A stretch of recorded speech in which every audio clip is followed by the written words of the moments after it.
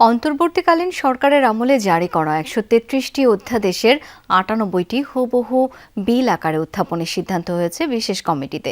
৯ April আগের আইনের কপিসহ তুলনামূলক বিশ্লেষণ সহ তা সংসদে উত্থাপনের সিদ্ধান্ত জানিয়েছেন স্পিকার হাফিজউদ্দিন আহমদ।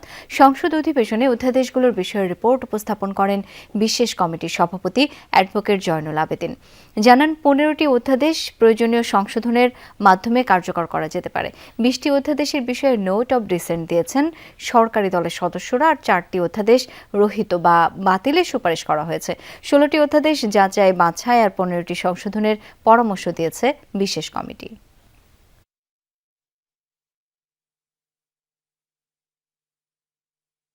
আপনারা 9 তারিখে সাবমিট করেন বিল।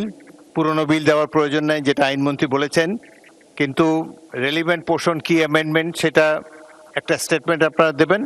তারপরে সময় আমি কন্ডোন করে দেব যাতে দ্রুত এটা বিবেচনা করা যায়, এবং বাকি যে ইন্টারনাল এক্সারসাইজ আপনাদের মন্ত্রিসভা সেটা আপনারা করেন।